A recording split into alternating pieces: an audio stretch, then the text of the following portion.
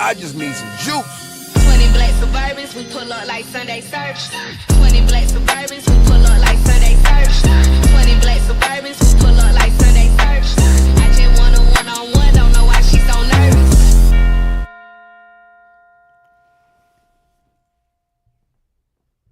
If you love boxing like we love boxing, you gotta come party with us at Fight Party KO, baby.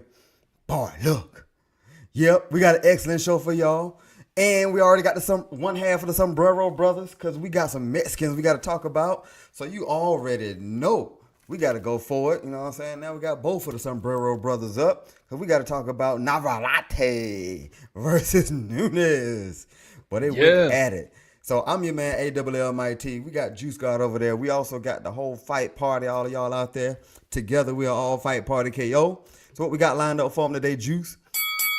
Shoot, y'all heard the man. Emanuel Navarette got it done, knocking out Nunez last night. So we're going to touch on that.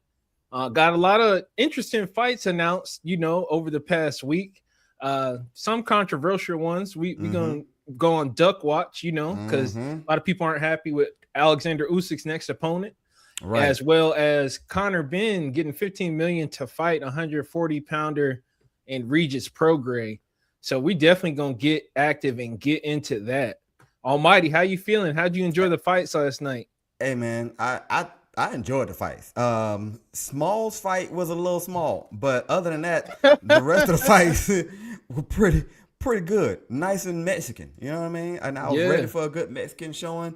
I had my tequila tapatio, sipping on some of that, just for the spirits of the Mexican fight heritage and all of that. So I had a good time, man. I had a real good time. I had good energy. I had fire. I had energy. And then Navarette came in. You know how Navarette is, man. Navarette be throwing lead uppercuts from one end of the ring all the way to the next end of the ring, and it'll reach it. Then he'll throw a wild hook from Navarette. I'm a huge fan. Are you technically sound? Not in a traditional sense. Not at all. Do you have orthodox feet? Not really, but you got good feet for what you do. I started noticing that. For what he does, Yeah, Navarette, you know how to land your punches, and you know how to move your feet to get your punches to land.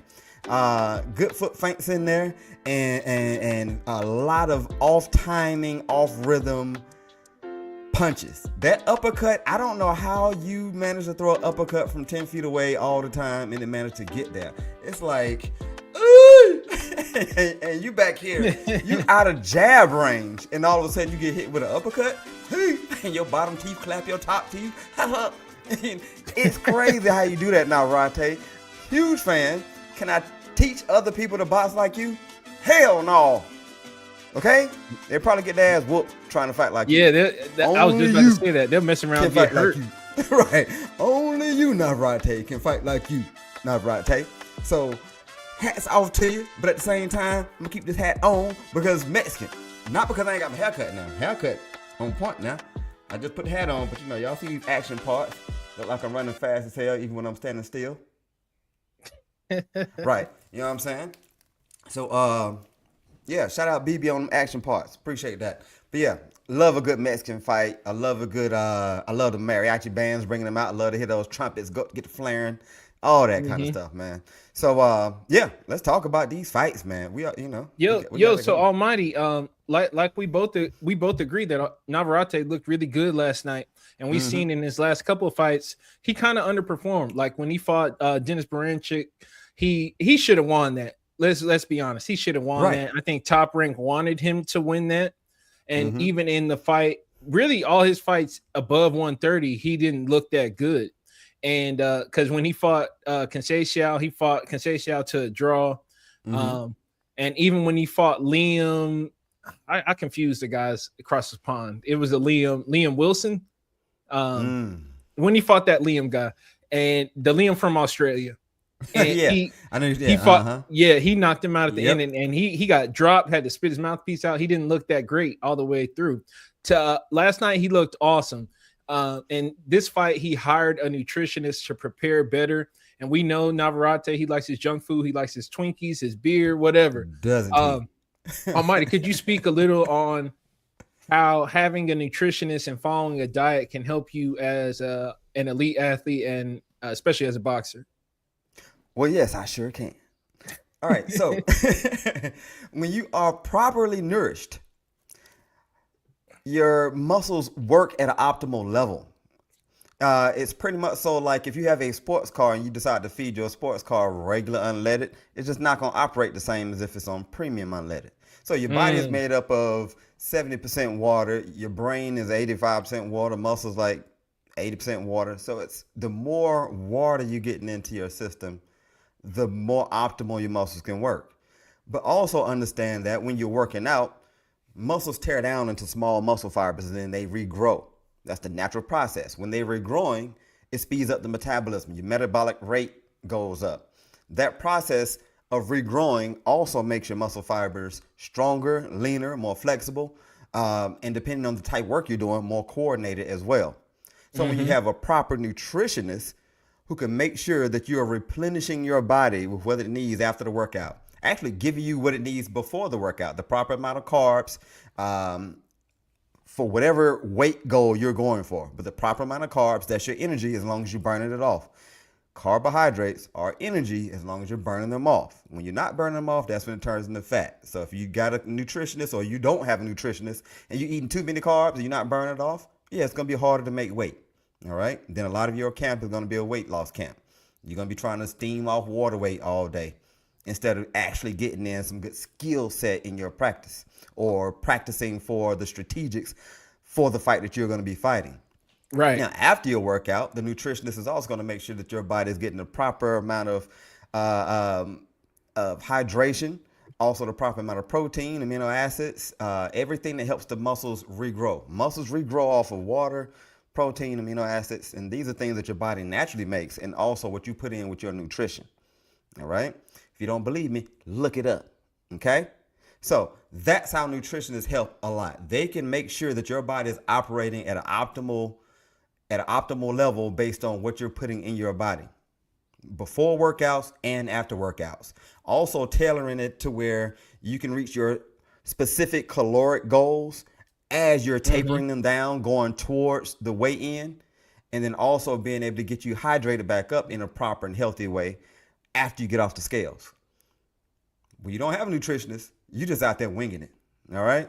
You're just out there winging it. Your meals might not even be prepared on time. You might finish working out and you're like, ooh, what I'm gonna eat? And that's taking you 3-4 hours to figure out something to eat.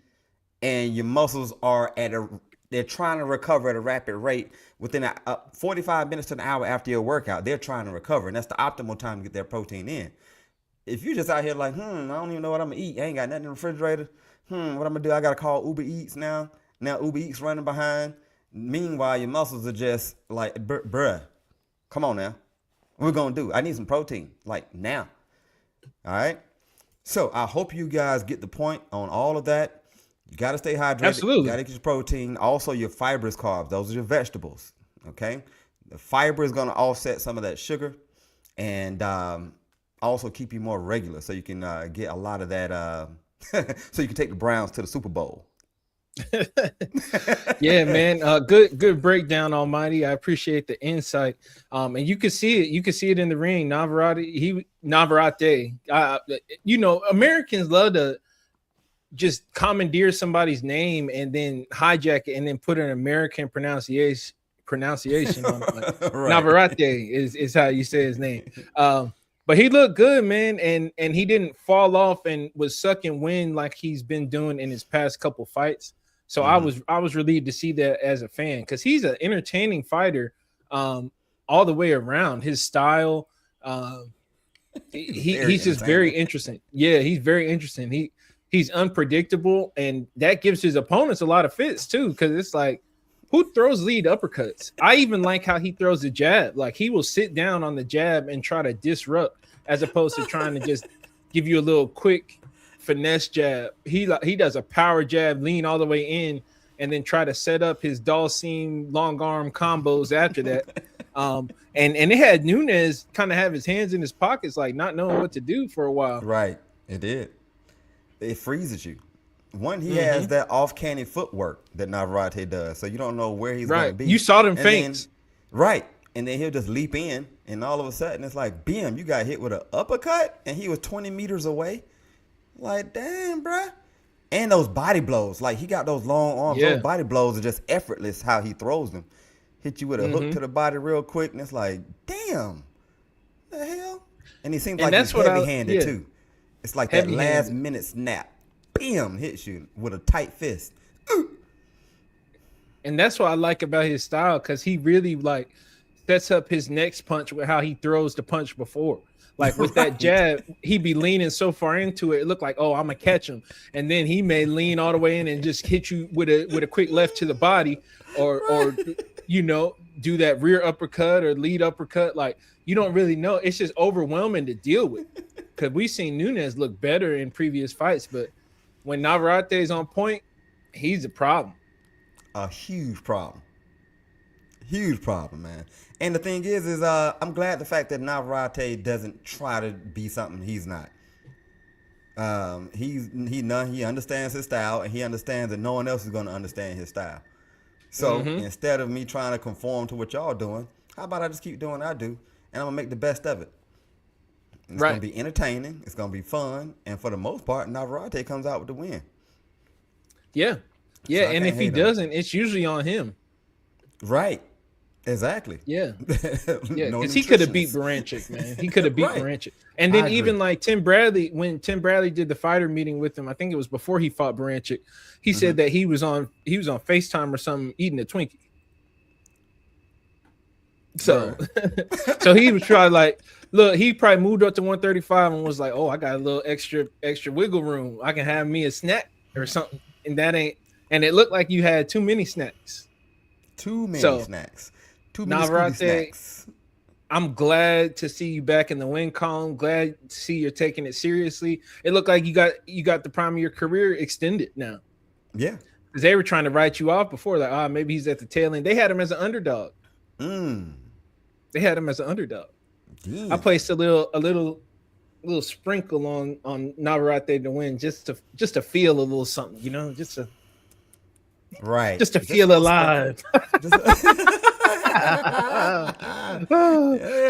alive. Make you feel alive, man. Navarrete as the underdog, yeah, I'll take that. Take that. Yeah. Almighty, glad you came. The underdog. Yeah, you know, just something small, just a little something. You know. Yeah. Do you think Navarrete will be the underdog against some of his future opponents? We saw OShaquie Foster and Ray Ford getting into it in the crowd last night. They're both potential opponents for Navarrete, in addition to like Stephen Fulton. What you thinking about those potential matchups? Okay.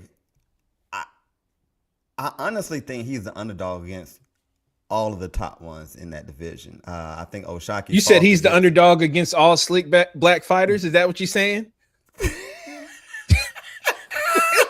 Because I sure was thinking it.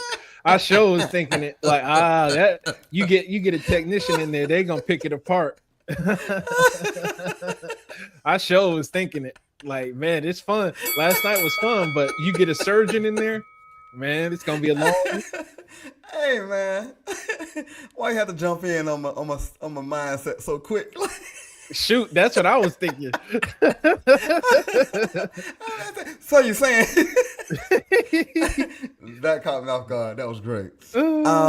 But yes, to answer your question, yes, I do think someone with a great jab. Oh, we got Ekim in there. Hey, Ekim, we're gonna talk. Yeah, we're gonna talk about what's up, Ekim? Some of your stuff a little bit later too. We're gonna bring up that 50 Ti battle. Yeah, we're gonna talk about it. But I do think the slick boxers will definitely give Navarrete some issues. But I also think Navarrete will give them some issues, just not as many. Just the uncanny style. Anytime you have a guy with an uncanny style with no real predictable rhythm to it, and they throwing punches from all wild angles, yeah, they can give you issues. Prince Nassim Hamed was giving people issues. Did a technical boxer end up beating him in the chest and beating him? Marco Antonio Barrera? Yes. But still give him issues. When you got wild punches coming from all different angles, you're just not accustomed to that. Most people are accustomed to slipping from straight punches, rolling up on the wild punches, understanding range, what you might be able to throw, what you might not be able to throw from that range. Most times, Mexican fighters, they don't have those quick feet. Navarette actually got some quick feet. Are they educated in the same way that, let's say, a Mayweather or Bud or Shakur is? No. But they're educated for Navarette. And Navarette might give y'all some issues. But will he beat y'all? I doubt it. I seriously doubt it. I think over the 12-round fight, I think that the extremely skillful technical boxer or slick boxer would be able to pull it out. We'll be able to go ahead and get the victory on Navarette. As long as might they not don't even be a get rocked. knockout. It just might just be a good, learning lesson. I don't see him getting knocked out. I don't see Navarette getting knocked out. Not by OShaquie Foster, not by Stephen Fulton, not by Ray Ford. No, you're not getting knocked out. So it's gonna be a good, fun fight. But I just think Navarette will get outpointed. Yeah. I'd love to see it though. Oh, would love to see it. Yeah, Would love to see it. Mm-hmm. So another person was in the crowd and they asked him about a future fight. Devin Haney was ringside with Eddie Hearn, and Chris Mannix asked him about a potential rematch with Ryan Garcia. And in demand right now in that division, but the man you said you want is Ryan Garcia. Is that the fight you're looking for next? Yeah, I mean, it has a storyline, it has the bad blood, it's a unification now, and it's the biggest fight in boxing, so it's a perfect fight to be made, and right now is the time. What did you think of Ryan's performance? I thought Ryan did what he was supposed to. I figured he would do that against Mario Barrios. Mario Barrios was a perfect opponent for Ryan. Do you think things will be different with you the second time around? Definitely. I don't think Devin really wants to fight Ryan, or he's not sure that he wants to fight Ryan. I think he's still battling some ghosts. Yeah, I think part of the ghost is the fact that it is Ryan and they're so familiar with each other from the amateurs. Another ghost is he's never been, like he said, outmatched like that. So he's never been hit to where he went down, got back up, tried to get back in the fight, got hit again, went down, got back up. Okay, I'm getting back in the fight again. Damn, he hit me again, back down. Like that, I think was pretty traumatic on him. And you know, just to interject, I want you to keep going. I just want to interject real quick. He was outmatched with speed and power, it looked like, too. It didn't like seem like it. Just outgunned. Mm-hmm. Yep. Definitely. Seemed like those corduroy boots were a little too heavy on him. That fight kid, man. He couldn't move out of the way of them hooks fast enough. Wasn't like a knit wool blend type boot he had on or something like that? He had that Essentials kit. I think the shoe surgeon made that for him. Essentials kit. Yeah, no, that's the brand. That's the brand. Okay, fair. Yeah, Essentials. Okay. And I don't. Yeah, he needed some ankle support and all type of stuff. Yeah, he needed something.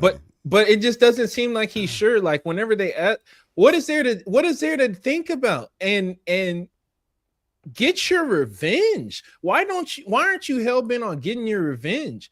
And he at least the consensus is he cheated the first time. Why wouldn't you be screaming to get even? Like, and we've seen this in boxing. Like Miguel Cotto, he had the hand wrap controversy, and he didn't moan and complain. He was like, "Oh no, I need that rematch." Right. I'll whoop you in that rematch. You don't got your little cheating hand wraps. Mm-hmm. That shoot, even Wilder after that second Fury fight, he's like, "Nah, we need to run that bet." I don't know what you talk. He's still like, "Nah, he cheated." Like, I think Team Haney, their messaging is just a little confusing and hard to follow. I peeped when y'all were talking about fighting Xander Zayas. So now you're gonna leave 147 altogether, and then during the fight, both Shakur and Devin Haney said that, "Oh, Ryan's on that juice, Ryan's on the steroids." Mm-hmm. Like, what? That don't sound too confident to me. Like to think like, "Oh, I see this performance, and oh, he got to be cheating." I think that's insecurity. At least how it comes out. Y'all may, if y'all want to come on Sunday service and clear it up, Bill Haney, anybody, you're more than welcome. We'll invite you on and let you explain the whole thing. But to me, that I see a little insecurity there. And Ryan looked good in his last fight. I don't really think it's fair to, if somebody makes one mistake, to just accuse them of cheating every time. You know, I agree. Like Bill Belichick did Spygate, and they were cheating when they were filming other teams' practices and plays. Bill Belichick is still a Hall of Fame coach. Well, he didn't get in, but you know what I mean. He's still going to get into the Hall of Fame. He still won, 6 Super Bowls, and that was just that one incident. Like that don't take away from the fact he's a great coach, and Ryan is a great fighter. And I don't think that they can just say, "Oh, he's strong, he's juicing." Like, hey, he moved up in weight. He's not dehydrated. And it's almost embarrassing themselves by doing that, man. It's like you can't keep blaming it on that, man, at all. You just go fight him. Shut up and go fight him. How about that? And then prove to the world that you are better. That's all it is. Because you already disgraced yourself. Initially, Team Haney said, "Oh, if he not invited 365, that ship has sailed. That the rematch has sailed. We over that. We on to something else." What happened to that? And it's not that it's not that you can't do that. It's not that you're outlandish for wanting 365 testing. It's the fact that your wires are crossed. Because now you're talking about it's the biggest fight in boxing, and you'll definitely beat him. They saw he was doing his VADA testing after the press. No, it was before. It was before they said, "Oh, well, because they threw out the rumor that he wasn't getting tested when Ryan was getting tested." Right, I know they said that before, and then after the fight, when they saw that he was doing the testing, then that's when they changed their tone. That's when the fight was back on the table. Because I think my understanding was Ryan was in VADA, but he wasn't in VADA 365. Gotcha. And so it's like, gotcha, bruh, if he signs up, like, y'all, are you making an excuse? Do you not want to fight him, or do you want to fight him? If you want to fight him, this is very simple. Ryan's gonna be out till July. You got Ramadan. I think Ramadan started or it's about to start. This is perfect. Y'all both heated up with big wins. Devin beat Brian Norman. Ryan beat Mario Barrios, swept him. Devin didn't sweep Brian Norman. And outside of the knockdown, there's really no highlights. Close. See, Devin, Jonathan, I don't think he wants to fight him, dog. He doesn't want to fight. Hey, Jonathan, I see you out there. Rah! Now I agree with you. He don't want to fight. I don't think it's two fights. It's two fights. He got to fight Ryan with the hook and all his punches, but he also had to fight the demon in his head too, the ghost of Ryan. He got to fight the ghost of getting off the canvas 3-4 times last time he fought him. Kind of like Roy Jones when he first got knocked out. The next few fights, he was just like shell shocked. Like, I just got to make sure I don't get knocked out again. And he was just like this, a heavy bag. And I think Bill Haney understands that too, and was like, let me just make sure you're ready for this Ryan fight. Not physically, but mentally. Are you over getting off the canvas 3-4 times? Can you put that behind you and put forth your best foot? Or are you going to get in there and you're going to be thinking about those ghosts, the ghost of getting off the canvas?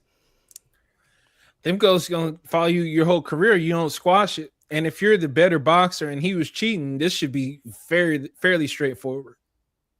Yeah, I agree. Look at how AJ did against Andy Ruiz. That was way worse.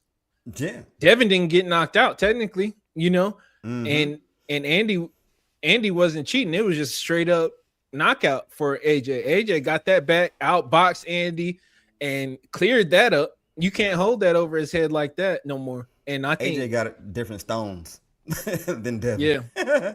AJ, but I got knocked down. Be back. I'm just going off of how the Team Haney presents. Yeah, I agree. I'm just way going more off concerned about their O. I think Anthony Joshua wasn't as concerned about his O, about taking a loss. Oh, okay, I took a loss. Cool. I'm back on it. I'm still great. I still can beat pretty much everybody. Oh my God, that O don't need that, man. Floyd putting his O on the line. 50-0, he putting his O on the line. So yeah. But I think that's part of the problem right there. I'm still undefeated. Not in our eyes, you ain't. We saw. Court of public perception. Let's hear that interview one more time. All right. In demand right now in that division, but the man you said you want is Ryan Garcia. Is that the fight you're looking for next? Yeah, I mean, it has a storyline. It has the bad blood. It's a unification now, and it's the biggest fight in boxing. So it's a perfect fight to be made, and right now is the time. What did you think of Ryan's performance? I thought Ryan did what he was supposed to. I figured he would do that against Mario Barrios. Mario Barrios was a perfect opponent for Ryan. Do you think things will be different with you the second time around? Definitely. I completely forgot that it's a unification now. Now we really, nah, bro. This is mandatory. There is nothing. Everything makes sense. Now you can earn being undisputed. You get your revenge. It's a huge pay-per-view fight, and it sets you up for all your future fights. And you can take the long road, the Errol Spence type road to trying to be undisputed, and get your full credit. I know you want to clear the Cambosis thing up because I know deep down Team Haney want the real credit, not just the fake credit. Yeah, the symbol, the trophy. They want the court of public perception to be on their side. So there's nothing that he got that belt, man. You gotta take care of this. How are you gonna be Debo and there's somebody out there who done sent you to the canvas multiple times? Right. That's not Ryan Debo. Craig. That's we everybody hyped for Craig right now. I agree with Jonathan. I don't think he wants to fight him because like the tone in Devin's voice, it just sounds insecure. He sounds like, okay, I need to He's trying to find reasons to fight him. Right. This is so yeah, this would be the biggest bruh. No belt. It's like you should want to fight him. Just because and I can't tell somebody how to feel or how to present themselves deep down. I just know you could have put a whole different spin on this. For one, not suing them and stuff like that. And then just because if you would have just waited and let it play out, then the steroid thing would have cleared it up and you could have just left it alone. And then clear it up in the ring. Do you get your lawsuit on in the ring by beating him down when he's not cheating? And then two, just as a man, it's like, oh no, I need that back. I need to run that back. Like even I heard Gary Russell say that about Puello. Is it Alberto Puello? He was like, I don't care if nobody knows who he is. I don't care what kind of belts I got, what my record is. I need to run that fight back because I just got to get even. He beat me. I want my revenge. You know what I'm saying? That's the kind of attitude I want from Team Haney. And it just seems he's like, well, it is bad blood and it got a storyline. Huh? Right. I'm gonna need some more hair in your chest when you saying that, Devin. I'm gonna need some more aggression in your voice when you saying that, Devin.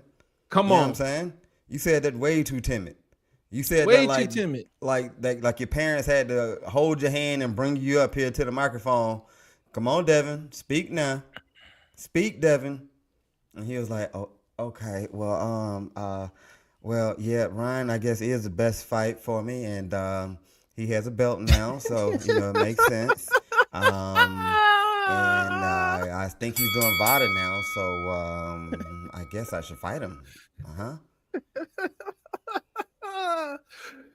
And you gonna let Craig run you out the division? Ran him smooth out the division. That's why I'm not too big on the weight class jumping, bro. Yeah, because it's getting too hectic right now. Like Devin trying to go to 154, Shakur trying to go to 144, trying to pull guys down from 147. You got Tio just moved up. Like, I hate that. And nobody chilling in a weight class no more. You got we gonna get to Mr. Ben very soon because he's the worst right now. He's the worst with it. Actually, I don't know if you're done with that. We can go ahead and get to Mr. Ben. We can get to Mr. Ben now. Because Mr. Ben now. Mr. Conor Benn. Mr. Conor Benn is set to fight Regis Prograis. And this is just atrocious matchmaking for $15 million. Let's. Here, just finished training this morning. It's been a flat-out week, but I'm excited to announce I'll be fighting April the 11th, live on Netflix. Co-main event of Fury versus Magmadov against Regis Prograis. Make sure you tune in live on Netflix. Let's have it. Come on. Bruh, Almighty, you want to go or you want me to go? gonna let you go ahead and take this one right now. Go ahead. Get it started. Okay, so shout out to you, Boxeo. So, Mr. Conor Benn, or according to Bill Haney, Conor win. Because when are you gonna do something in your weight class? Right. So we understand the whole family feud thing with Chris Eubank, and that's a money grab. That's a big fight. Understandable. But are you a 147-pound fighter? Because you were calling out the 147-pounders. Rolly Romero, Ryan Garcia, Shakur Stevenson, who's a 140-pounder, right? You calling them out, talking all these guys are on the table. I don't think any of them have a fight scheduled. And you bail on them, bail on Eddie Hearn, sign a $15 million deal with Zuffa, which I would do also. But you're doing that to fight Regis Prograis, who is somebody who respectfully hasn't looked that good. Yeah, that's 15 million is a lot of money. Who hasn't looked that good in his last like 5 fights. You pull him up 3 weight classes. So you take him from 140 to fight him at 150. That's not 147. You're 147. You're pulling up a 140 guy to fight at 150. And then he has to go to your home, your area. He has to go across the pond to the UK where that's your home. So he doesn't get anything, any concessions. And he's just a fighter, so he gonna do it. So you're pulling him up to do that. I don't like it, bro. I don't like it. And then you're oh, I'm coming back down from 160. It's like, bro, that you're coming down to your weight class. I don't think that's all on Conor Benn. I think the opportunity was presented, and he was like, 15 million to fight Regis? Like, I don't think Regis was even in Conor Benn's radar, to be honest. Probably not. I think that was part of the deal. Like, hey, we want to get you a nice, impressive knockout against someone who is known, someone who was an ex-champion, someone who's known to have a little pop, who's not scared to get in there and fight, but we know you can pretty much blow him out. So it'll be a nice. It's more of a marketing campaign. Is really what it is. It's $15 million marketing campaign for Conor Benn. 5 boots. Well, see, now you instantly lose your market. Like you lose Conor Benn. If you fight Boots instantly, how much more money can you make off Conor Benn? No. So you got Boots just smashing him? Yeah. Hey, yes. Hands down. And I think all of them know that. That's why you don't just go straight to Boots. No, let's go on ahead and make this money first, because he's coming off of these 2 huge Chris Eubank fights. And now he's out there. So now it's time to make some money. So you need a tune-up? You need tune-ups. I'm not going to even say he needs a tune-up. It's that they just want to make money on him real quick before you send him to the Lions. Let's make some money on this shiny new toy first before we send him to the Lions. So you're that scared of Rolly?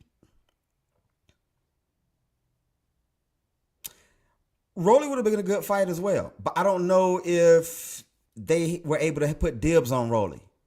I don't know if they were able to take Rolly out of PBC like that. I'm not sure. I don't know the logistics on it, but Regis is a for sure show out campaign. Rolly might fuck around and knock you out. I mean, Rolly got some pop. Any of these guys. Right. So it's like, let's put you in there with the safest bet possible with a name. And let's make some money. This goes against everything Zuffa told us they were going to do. They said this is a top 50-50 rank matchups. move. They said competitive fights. Oh, yeah, we're going to change boxing. We're going to give you 50-50 fights and blah, blah, blah, blah, blah. This is the opposite of 50-50 right here. No disrespect to Regis. But you can't pull us up. And you're not pulling Shakur up. You're pulling up somebody who's approaching the end of their career, who hasn't looked that good in their last couple fights. Agreed. That lets me know they just want to showcase Conor Benn. That's a top rank type move. Let's put him in there against somebody Boo Boo and TT Mix who we know we can beat and all of that. I hate it. Yeah. Progress definitely getting his good money right getting quick. His retirement. He getting his retirement. Good check, retirement check. Conor Benn's getting rewarded. But see, I don't like this element of it. You got somebody who's looking for a couple big paydays before they get out the game in Regis, right? Yep. You're basically leaving him with no choice, because if you're going to present him with a huge fight, millions, he's a fighter. He's going to agree. He's like, yeah, just sign.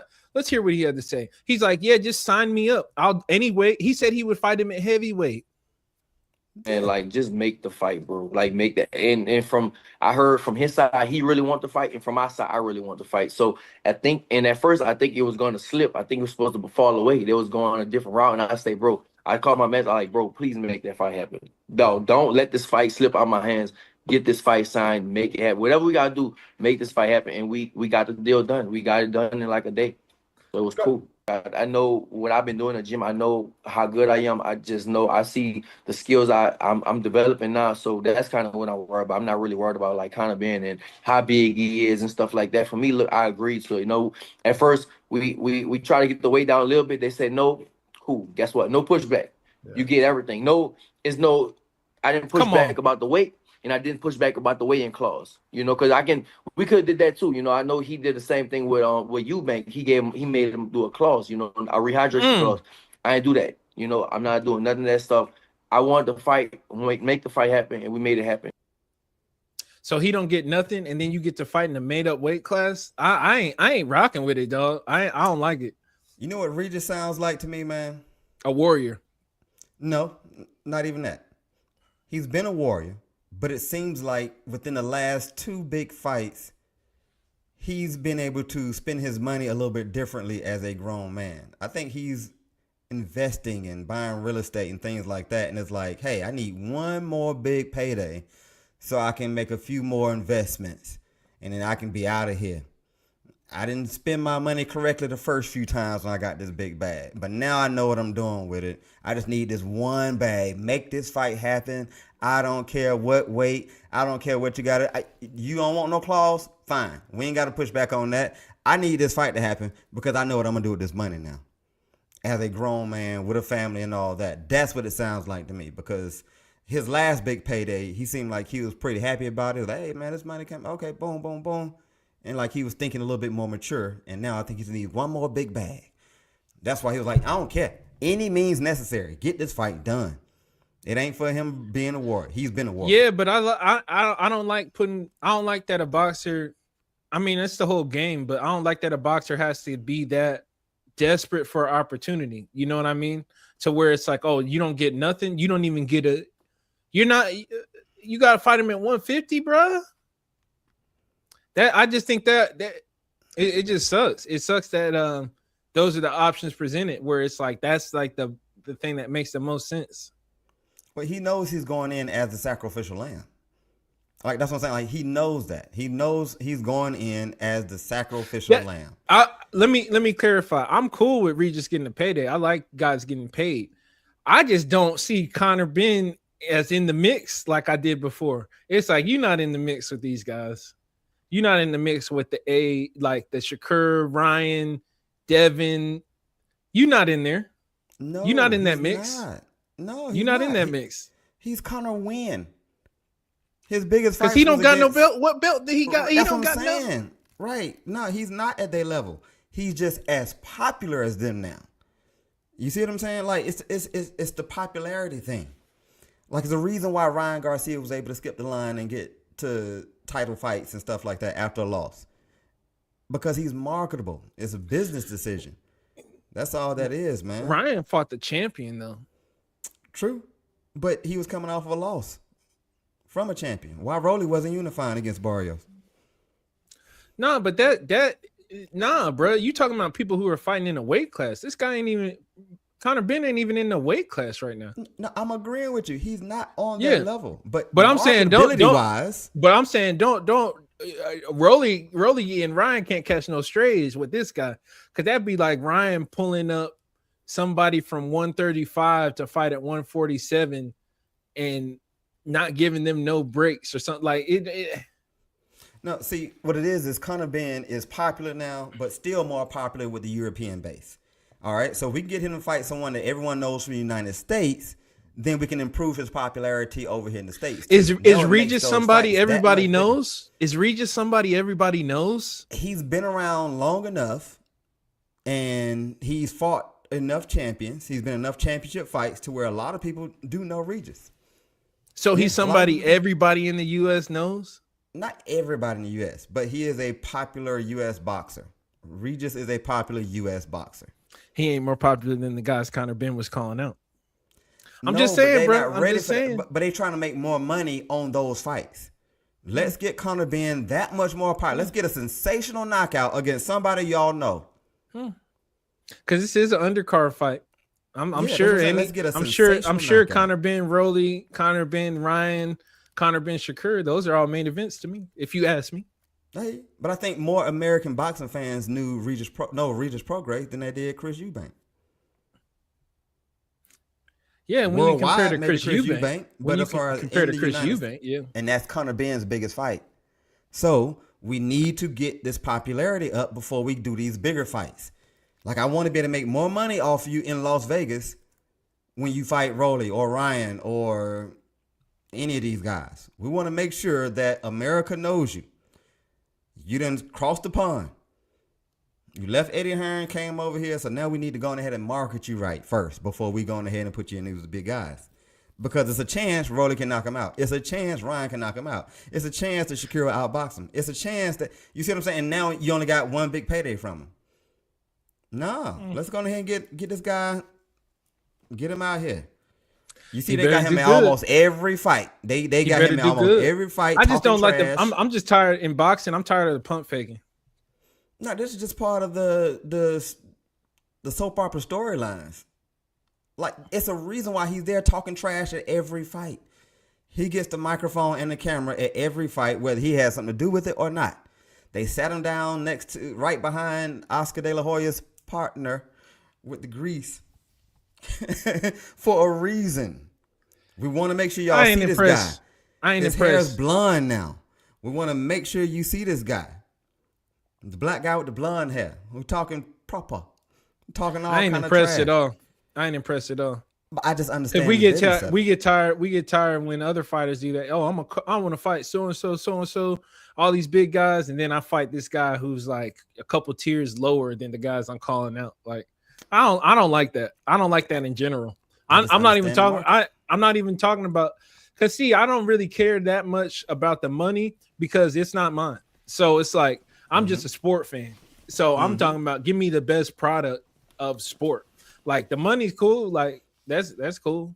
Like it don't them that 15 million. They don't make me feel great about anything. Like I ain't got no problem with Conor Benn getting paid or Regis or hey, you gotta turn a profit with these things. I'm just saying. You tell me one thing and then you go the opposite way. Well, I mean, I'm thinking we're gonna get one of the three. I'm thinking we're gonna get Rolly, Ryan, or Shakur, and then it's like none of the above. That's whack. A la Tank Davis.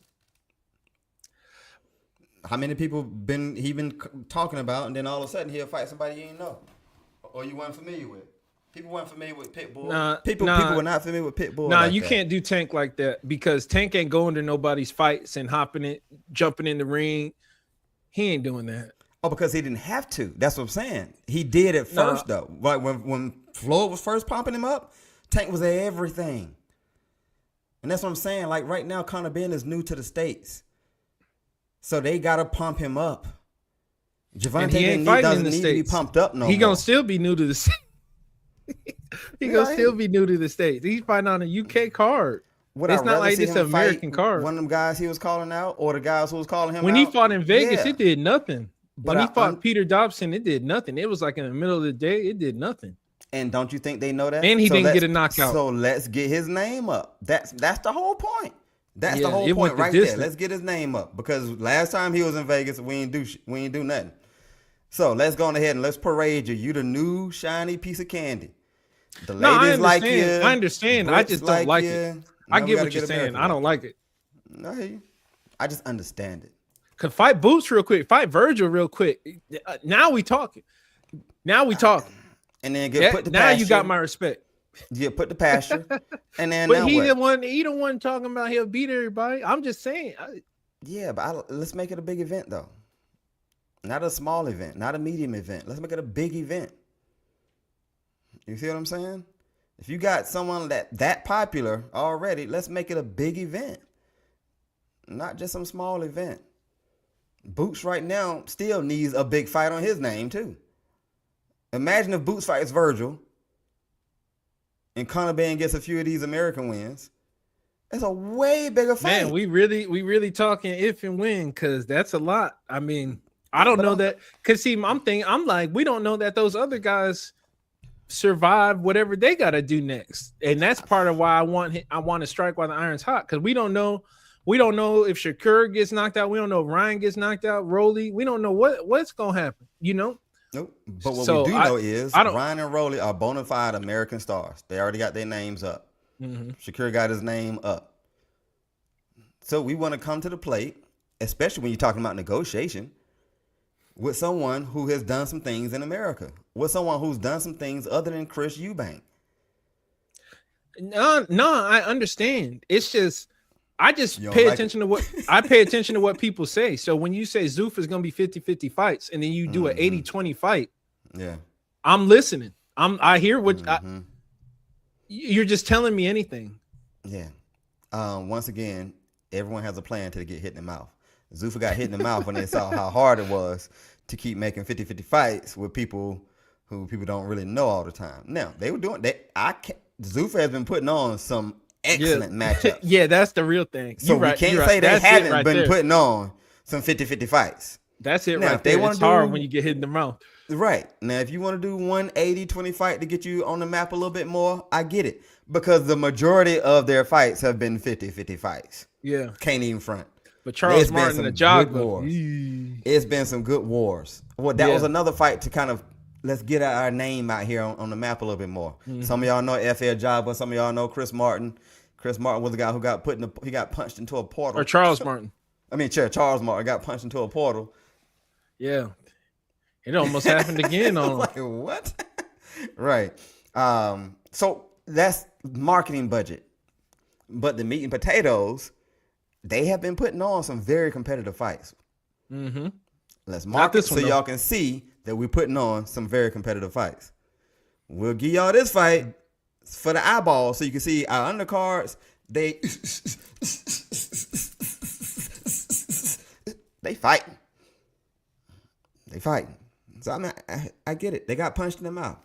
They had to change it up a little bit. You know what I'm saying? They had to start offering some big contracts to some people real quick. Paramount was like, hey, what's going on? Paramount used to do Showtime boxing. So Paramount is accustomed to the boxing scene. I'm like, hey, let's do this. Let's do that. Yeah, I'm just a little disappointed. But hey, I'm still gonna watch.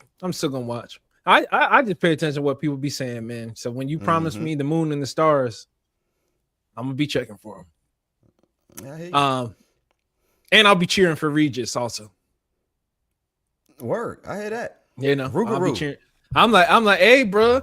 Rugaroo. Don't think he no slouch. Don't come in there thinking Regis sweet, and then you think this is like you start buying into the hype, and Regis, you get in there trying to fight Regis. Regis love a fight. Yeah, Regis love a fight, but he's not gonna finesse you. Regis also in his later fight seems like he'll get hit a few times and will start thinking about family life. Like, I got a family now. I made some money in boxing. I got a family. What am I gonna do next? I have noticed that too about Regis. I thought it was more of his legs disappear. That too. I'm not gonna lie, part of that too. But based on some other interviews, he seems like he's a family man, a stand-up family man. Now he just wants to do the right thing for his family. Like, I know how to invest now. I know what to do with my money now. That's all that is. But I'm a fan of Regis. I'm a fan of Rugaroo. And I'm hoping it's an entertaining fight. But I am a fan of Conor Benn too. I'm not gonna lie. He went down on my list after this. But 150-50 but that ain't on fight. Conor Benn to me. That's not on Conor Benn to me. 150-50 fight coming up that I am excited about. Well, I'm excited about the action, but not necessarily the fact that these guys had to keep fighting. Is Floyd Mayweather versus Manny Pacquiao. Almighty, how you feeling about this one, man? You think Floyd going broke? How to train him? You know, he's like, let me show you what to do. Now throw me a slide. Now make me roll. All right. Now give me 3 punches of punch here. All right. And I'm gonna come up with this uppercut hook. And then give me another roll in a second. There you go. Good. There you go. Give me another one. I think that's Roger Mayweather's son. I mean, he keeps it in the family. I give him that. He keeps a lot of stuff in the family or with his team. And let me teach y'all how to train me. Is he running out of money? Because it's like you're coming out of retirement. I mean, 50-1 doesn't even sound like 50-0. Is he? Do you think that he's run out of money, or was the bag too big to turn down? I think part of it was he saw the skill set in Pacquiao versus Mario Barrios and was like, you know what? I could use another bag. And I think I can go on ahead and beat Manny again. Let me go on ahead and get back in shape. Because Manny couldn't beat Barrios. I think I can still beat Barrios.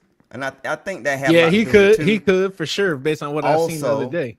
He's doing a lot of legal action right now, too, against like some of his old business affiliates and all of that. And so he's going to need some extra money to fight them. Is he going broke? They say he owes some money for the strip clubs. They say he owes money for some of the buildings in New York. Them taxes, man, them back taxes will get you. Property taxes, and you not paying them, then they start adding up. Whew. Right.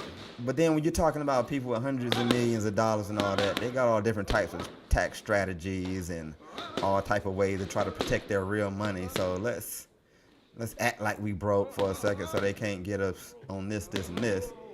I mean, you know, how many times has our president done that? You know, well, let me file bankruptcy right quick and get out of that, and I ain't got to pay that. If that's a template you following, then you in trouble. Hey.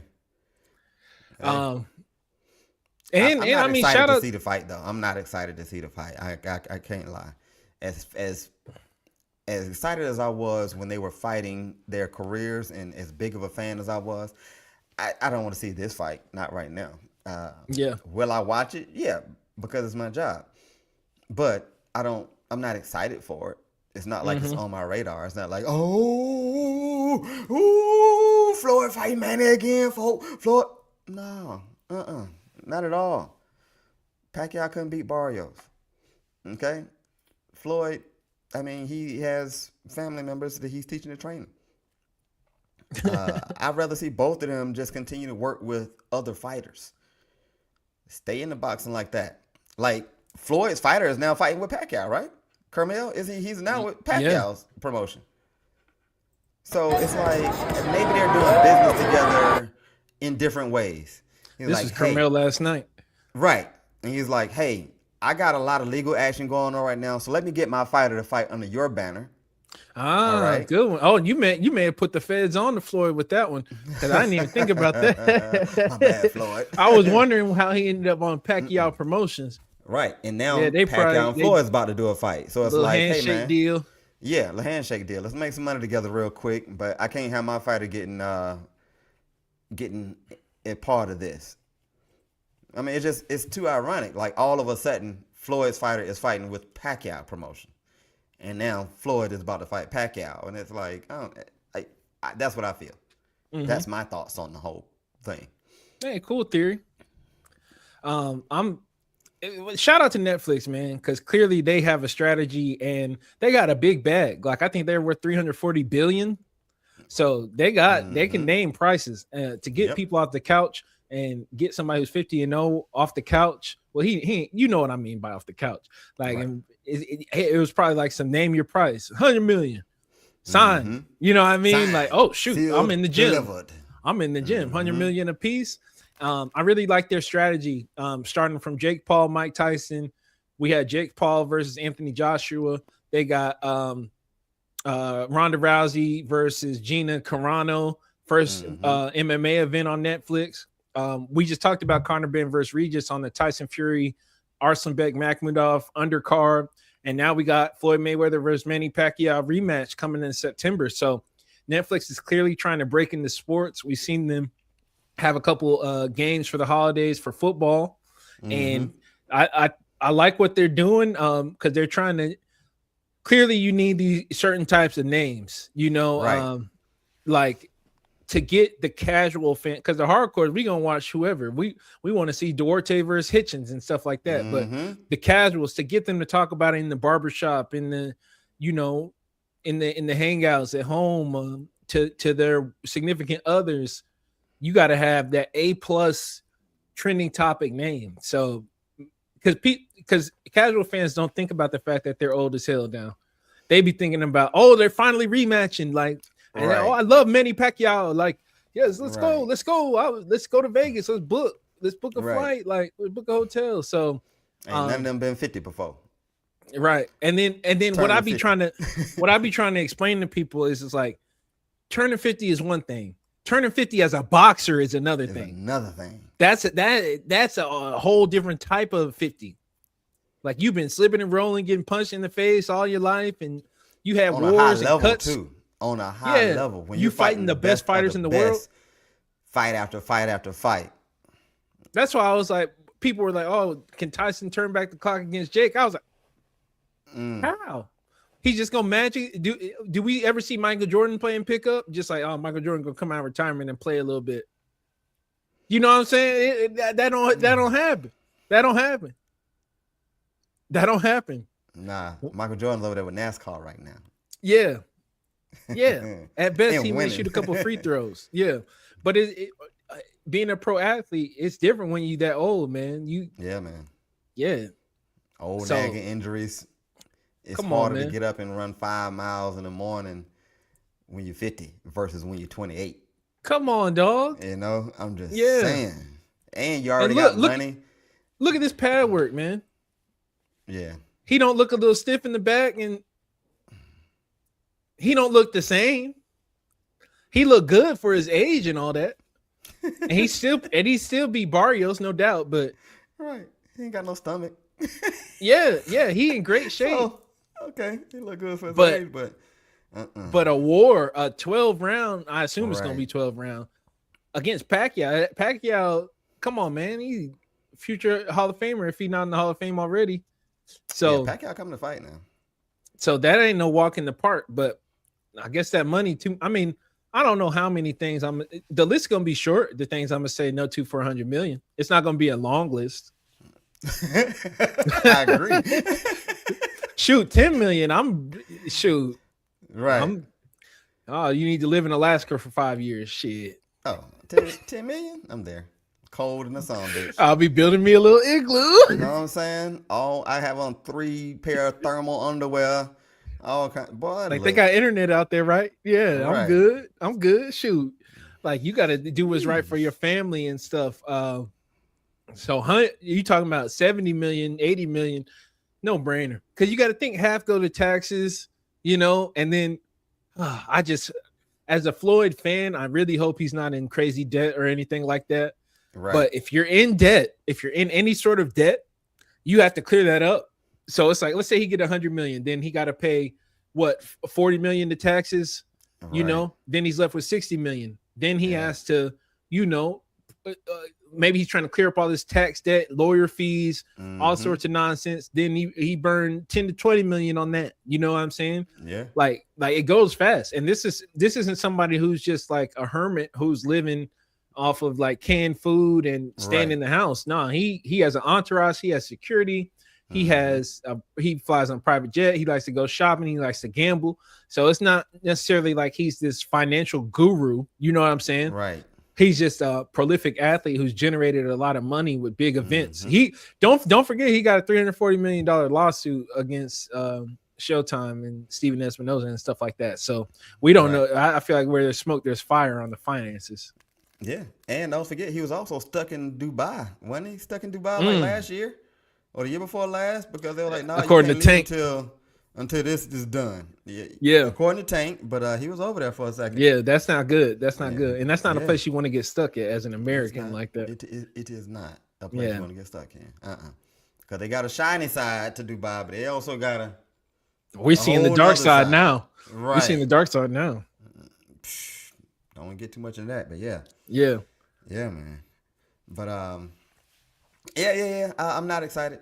I'm not excited for the Floyd. And I'm excited as a boxing content creator. I like that element of it. As a Floyd fan, 50-1 don't sound right, and 51-0 don't even got the same ring. No, but once again, that 100 million got the same ring. Oh, 100 million. I'm shoot. It a lot on. Yeah. The list is short on things I won't do for 100 million. Yeah. All right. So I do see that we are at the hour already, but it's something I want to mention though. That another fight that's been going on more in pop culture, and did T.I. just really wipe 50 nose? T.I. and family, did they just really wipe 50 nose? I mean, I'm just saying, like, T.I. came back with a few memes here and there. But as far as musically, it's like T.I., he had a single come out, but then he dropped 2 or 3 diss tracks on 50. 50 hadn't responded musically, put a few memes out. Then King jumped in and was like, hey, man, you ain't gonna talk about my mama like that. That's what you ain't gonna do. I can tell you that, player. And, King more out with it. And then Damani sitting back in the pocket was like a smooth sniper. Just, I'm going to hit him with the Kendrick Lamar tranquilizer dart. Whew. The diss track that Damani put on 50 was a pure knockout. It was like, like you can't really get up from that. 50, I haven't heard 50 be nowhere near as lyrically inclined to be able to come back on that Damani's diss track. Damani got on him, man. And now here's some blues song that T.I. got to put out a track too that got him in a whole nother genre. But I'm just waiting on 50 to respond, because when it first started popping He's up, not going like, to. Ooh. Yeah, I was like, I don't see 50 responding at all. And when it first jumped off, I was like, ooh, I don't know. 50's the king of this, and T.I. got too much family already been exposed on different things. He had a whole reality show on his whole family. 50 Cent got all kind of ammunition. Well, if he does, he ain't using it. I tell you that, because right now, boy, 50, you getting your nose wiped, you getting your diapers changed. They put baby powder in there, a little A&D ointment on your crevices, and they just then cleaned you on up, 50. Then cleaned you on up and told you go over there and have a seat. Damani did a diss track to where he was having a conversation with your mama about how you got insecurities and how your insecurities cause you to be a clown. And I'll go ahead and send them up to you if you leave it up to me. I was like, damn. I didn't know Damani was that talented with the word. I didn't know he was that talented with the words. Did not know. So shout out to you, Damani. I'm sorry for slipping on you. I'm gonna be listening to your music that much more. Shout out to T.I. and his family for sticking up for a black woman. I like that. Not only are they sticking up for the mom and the wife, but they also sticking up for a black woman. I like to see that, man. If a guy jumps on a woman, then it's like, nah, I like to see the guys just come together and stick up for the woman like that. I love seeing that. So shout out to y'all, man. Y'all get the biggest shout out from me. I absolutely love that. Okay, I see Ekum back in the chat too.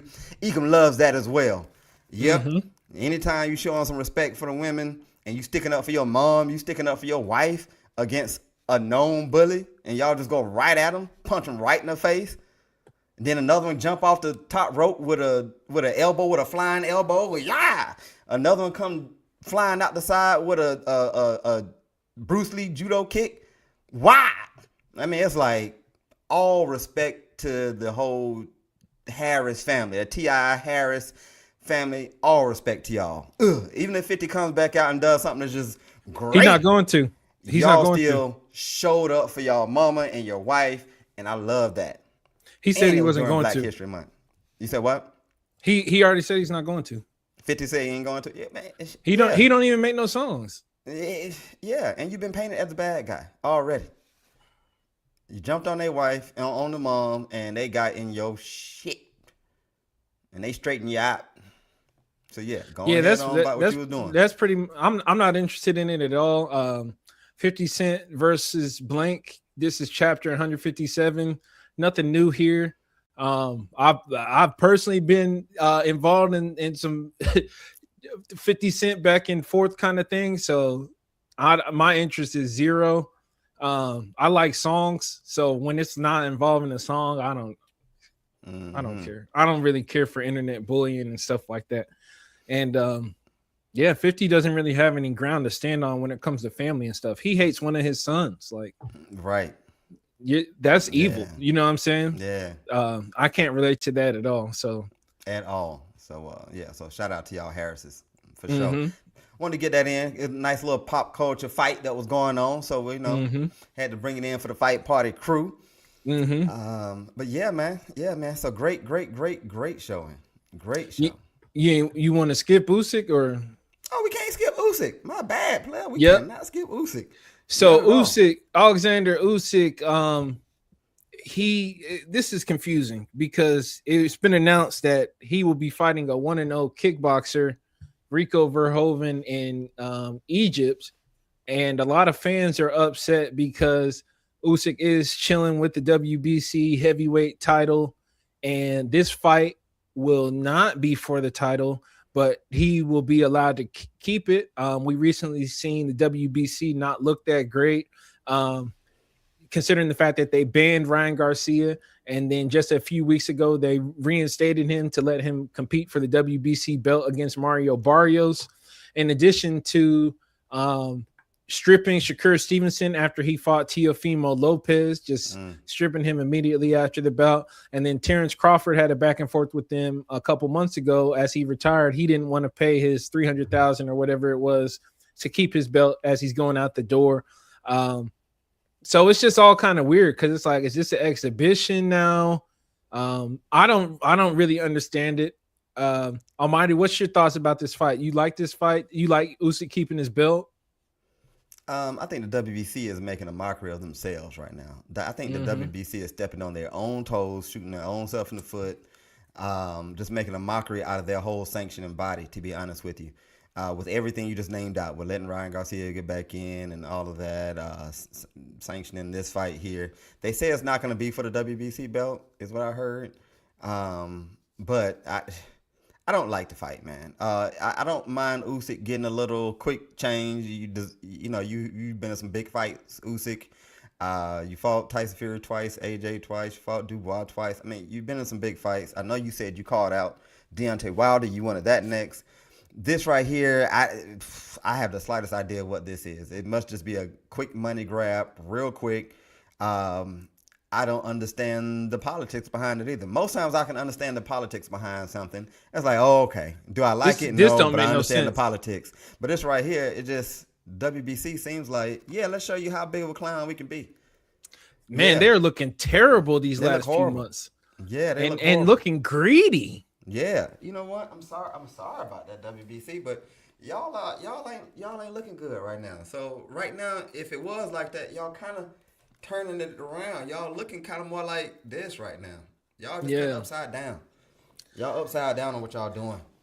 Yeah, it doesn't make sense. It's hard to follow. How can Usyk keep his belt and not fight for it next? And how can he fight a guy who's 1-0 as a boxer? I just respect the sport. So he may be a great 66-10 kickboxer, but he's not going to beat a top 3 pound for pound heavyweight boxer. And man, it's just like the order of operations is crazy because it's like Agit Kabayal is right there, and he been wanting to fight you, Usyk, and it makes sense as for the belts, or just cause like you got a top 3, top 4 heavyweight who just sitting there in the rankings waiting to fight you, and then you're fighting a kickboxer mid-career. Yep. You know, I'm all for fighters getting their money.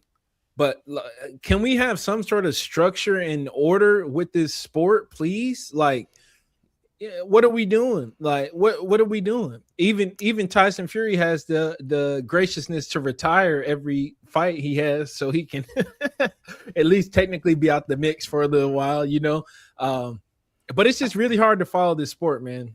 I think I figured out a little bit from Usyk's standpoint. I think Usyk is just waiting for the Wilder fight, and then he wants to retire. I think that's what it is. He wanted to fight all the major champions that was in his era, which was Fury, AJ, and Wilder. Wilder's the last one that's out there that he didn't get a chance to fight. Wilder's, I think, fighting Chisora next, or he has some fight next. So I think Usyk wants to kind of just stay busy, just a quick little stay busy fight until I can get my hands on you, Wilder. Adjit, you might upset the apple cart. I'm trying to retire Adjit, and you might send me out the wrong way. I ain't trying to go out that way. If somebody gonna send me out the wrong way, I'd rather be somebody from my era. But shouldn't he get stripped then? But it's the WC. They don't strip unless they want to strip. Come on now. That's so whack. Yeah, I agree. That is very whack. But at the same time, WBC is a business, and they was like, we ain't gonna strip Usyk though, because Usyk is the best of the best heavyweights that's out there. So we want him to represent our belt. So we ain't gonna strip him. They're making a special belt, special event belt for this. Right. I hate that. But at the same time, I don't think the kickboxer deserves to get the real belt after one fight against. It's just. So if you're gonna get a belt, Mr. Kickboxer, get the fake belt then. Make the exhibition. Make it an exhibition. Strip Usyk. Make it an exhibition. I don't understand. It's just hard to follow all these different organizations and how they just shift. It's not even shifting rules, because what are the rules? I don't even know what the rules are. It's just this is what we feel like doing today. Yep. This is how much money we make over here. So we're gonna let that go on. We're gonna let Canelo keep him forever, and we're not gonna enforce any mandatories when he don't want to fight him. And it's just whatever they feel like doing. Right. And he pretty much so said that in his interview. Like, we felt like Shakira made some good money on this. We felt like he probably made around this, or we wanted this amount. They didn't even have anything to do with the fight, except for the fact that he was saying that I'm a WBC champion in lightweight division, and that's part of my mark. They were saying that's part of his bargaining and negotiation, which it is. Yeah, and it is. But it is. You can't ask for the most amount of money out of all the sanctioning bodies, and you didn't have nothing to do with that fight. Like, your belt wasn't up for the fight when he fought. It wasn't up for the fight. Right. It wasn't up. Yeah, it wasn't up for that. And it was in a different weight class, wasn't up for it. So, but you want more money than all the other belts. Yeah, I don't. It don't look good. It don't look good. It doesn't look good. And then, what was I gonna? Oh, and then also Ring Magazine trying to justify this. That's where it really just left a bad taste in my mouth, because it was like All in Sync, the Zone and Ring Magazine content creators and reporters all tried to put some sort of a positive spin on this, like, oh well, he is a talented kickboxer, or Usyk gets to call his own shot at this point in his career. And it's like, bruh, if that was Tank, let that Tank and Jake Paul fight have played out. See how they would become, because it was like, I noticed that all the media did it in sync, and it was like, nobody has a problem with this fight. Come on, man. Those checks cleared in sync. It's a bad look. Bad look for credibility. Don't forget, somebody from Ring Magazine, Turkey, had a legendary several paragraph Twitter rant about Frank Warren and Queensberry struggling to sell tickets for Wardley Dubois, and that fighters are going to leave Queensberry and they weren't going to work with them anymore. And they're like, yeah, the ticket sales have been low and struggling, and the tickets weren't even on sale yet. How do we find that out? Because we got Detective Juice on the scene. Detective Juice, it wasn't just me digging out some. Right, it wasn't just you. But it was a community note on Twitter, meaning everybody sees it when they see the post. Like, oh yeah, and just to clarify this BS that they're putting out, this part of it ain't true. Tickets ain't even. And then Turkey turned his comments off.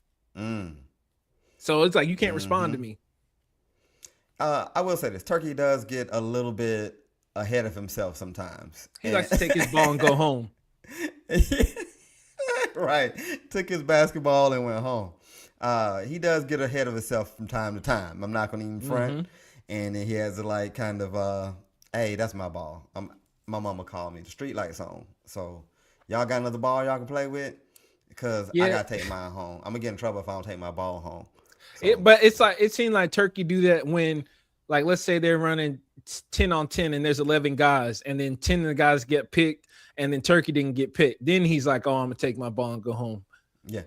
That's when it kind of feel like, oh, we about to expose you. Like, oh, no, you can't do that, because now nobody's playing. You know what I'm saying? Right. Because like with this, it's like explain to me how this makes any sense. You know what I'm saying? None whatsoever. Oh, we like Usyk, so he gets to do it, huh? None, right? Like I said, I think it's really more of a Usyk just wanting something easy breezy. Let me just stall some time, stay in shape until I get Wilder. So from Usyk's standpoint, okay, yeah, you don't want to fight no Adjit right now. You fight Adjit, you know what I'm saying, takes you off the face of the earth, and then you don't get that Wilder fight. You two broke up. How old is Usyk now? Right. Like 38, 39. Yeah. Mm-hmm. Yeah, he ain't trying to fight Adjit. No, sir. But I mean, make it exhibition, strip him. You know what I'm saying? Like, it technically just do something is an exhibition if you made up a belt for it. Because it's like, oh, Rico won't be fighting for his belt. It's like y'all are crazy. Yeah, y'all don't if they understand. Made up a belt for this, then it's pretty much an exhibition. That's whack. And because I'm like, what sport? No, you can't do that in other sports. You can't just be like, if I'm Josh Allen, like, oh, I don't want to deal with Patrick Mahomes and Lamar Jackson, so I'm just not going to deal with them, and then I'll just circle back when it's time for the championship and the Super Bowl. Like, nah, bro, that you don't get to be there. You gotta deal with Patrick Mahomes or Tom Brady or LeBron or Steph Curry every year. Every year. And that it's hard to have integrity and get excited about boxing, or for the casuals to understand what's going on with boxing when it's so confusing like this. Because if we don't understand it as hardcores, how can the casual understand it? No, the casuals are just getting sold a soap opera. The boxing enthusiasts are like, "What the hell is going on? What kind of what the hell is going on?" You know what I mean? Right. Because my thing is promoting the soap opera. And this is part of the reason I was so upset with Conor Benn Regis, because it's like, man, this sport, man, they just tell you anything and then they'll set something else up. Hey, but okay, so besides Conor Benn talking trash about the best of the best, based on his resume, did he deserve to be fighting him next? Well, my thing is, what is the workflow? What is the structure? What can we expect? Because it's like, what weight class are you in? Yeah, I think this is a gradual progression really for his career. To be honest with you, it's a gradual progression for his career. Other than him talking about and everyone else calling him out, but he ain't fought nobody. So I mean, I'm just saying. Yeah, this actually is where Conor Benn should be right now. Let's fight. Well, then that's on the zone and ring then, because they pumped it up. Like, they're presenting him as the other option. Yeah, the same way they pumped up Mike Tyson when he was fighting all them tomato cans. Same way they pumped up everyone when they was fighting tomato cans. Top Rank is known for it. Let's put a bunch of tomato cans in front of them. No, Pacquiao, we ain't gonna let you fight Bud. We know y'all on the same promotional team and all this, but no, we ain't gonna let you do it. Because Wild Pacquiao was making too much money off of you, and Bud might beat you. Yeah, that's some BS. And right now, Bud don't sell the tickets that Pacquiao was selling at that time. And it was like, so nah, we ain't trying to mess that up. Yeah, as a sport, so that's some BS. That's some BS. Yeah, I agree. No, I agree. I totally agree. But because you get to the end and it's like, oh yeah, we got 4 champions each weight class, and then they don't. I don't know why my camera went rogue. Your camera probably was because it's almost time to end. Yeah, I don't mess with it either. But we got all these champions. We got no. We don't even got 4 champions of weight class. We got like 8 champions or 12 champions, because we got the interim and the franchise and the email and the world title and the local title, and then now we got the special Egypt title. You see what I'm saying? It's like, bruh, you tell me there's 200 champions? Yep. Who was the best? It's 300 and then you got 200 champions. And then you got the money makers like a Tank, you know what I'm saying? To where it's like, and he looks like he's the best. A little structure would help, man. A little structure would help. I was hoping Zuffa would take the lead on that, but I don't even know. I know we gotta end the show, but it's like this ain't even a Zuffa event that Conor Benn is fighting in. all It's this a is ring confusing. event, huh? All this is confusing on It Netflix. is. It's a ring event. So what Correct. is going on? And they was like, oh, he signed a Zuffa, but it's a ring event. Okay, 15 million. Okay. We Right. don't know that it's actually 15 million because you can say any number. We don't got the doctor. Or maybe maybe I'm thinking that the total fight purse is 15, and they splitting that between Regis and Conor. And Conor might be getting 10, maybe something like that, 5 or something like that. And that's why maybe Regis something is like like, that. no, make this fight happen. No, it makes sense. It makes sense why they both would take it. Mm-hmm. And I think they're on. This is the crossroads. Now that I'm thinking more and more about it, this is the crossroad Conor should be on. A popular ex-champion. You haven't fought nobody. You're Conor win. You haven't fought nobody. So yeah, this is the gradual progression for Conor Benn. Fight Regis Prograis. Let's see. Let's see. Now after Regis, now we can go ahead and talk something else. But otherwise, you going off Chris Eubank? No. Nuh-uh. So even as a hardcore, and I think about it like that, yeah, this is what Conor Benn should be. Keep calling out all the big names like you're supposed to, but this is your natural progression. You haven't fought nobody. Conor win. So fight somebody. But at the same time, you are very marketable. So let's keep it going. Let's keep it going. Keep talking that trash. I get it. This is where he's supposed to be. Yeah, I can't think of no better fighter, actually. Yeah, this is a great fight for you. Conor Benn. Conor win. Juice don't like it. Juice said, no, you was calling out this, and this. I don't like being lied to. And I don't like it when it's impossible to follow. I hear you. How many fighters you heard calling out people and then they don't fight them? Yeah, but I don't want to generalize it like, oh, just everybody. Nah, I'm just going off of what's been presented this week. We got Usyk not fighting a ranked boxer, and it's still counting. And he's number one pound for pound. That's like, I don't like that at all. Mid career. Because if you retired or something, that's different. And then we got Conor win. Oh, all this, 15 million and Zuffa, and it's either gonna be Rolly, Ryan, maybe Devin or Shakur, and then none of the above. Like, okay, well, get out my face then. I'm gonna stop listening to you. That's how I feel. Well, until you in the ring fighting one of these guys, I'm not gonna listen to you. I can't blame Conor because it's like he was having an interview with. You can blame anybody. I'm just saying. That's who they were saying because bruh, they on the zone, they putting up the graphics talking about who should Ryan fight next. Who, and they doing the interviews, and then he talking about he's fighting these guys next. I'm not making this up. You know what I'm saying? Like they're shoving it in my face. Like they're putting them on 3 panels. Devin Haney, Shakur Stevenson, Conor Benn. I'm not the one doing that. I didn't say that. I never thought the Shakur fight made sense. I hear you. But they're gonna shove it down my throat the whole weigh-in and press conference presentation. Okay, I'm anticipating he's gonna fight one of the 3. You see what I'm saying? And then when you fight none of the 3, and he's a smaller opponent who hasn't even been looking that good. That's what he won his last fight. He didn't look that good. That's the proper. Nah, that's deception. That's what you do. That's some BS. That's some BS. Deception, I get you. But as far as the natural progression, I understand. No, that's bad. Deception, that's bad. I get you. Fight somebody in your weight class. Why are you pulling a guy up? No, I get the deception. So you can go up. You can go up 2 weight classes, and then you need to pull a guy up 2 weight classes. Okay. Hey. And then you're not fighting in a weight class. Hey, Terrence Crawford fighting Yuriorkis Gamboa. It's the same thing. That's what I'm saying. It's the same thing. Yuriorkis was coming from a 2-weight class. No, it wasn't. Hadn't been in the ring for a long time. No, it wasn't. It's not the same thing. Who had a title? What you said? What? Who did Crawford have a title? Did Gamboa have a title?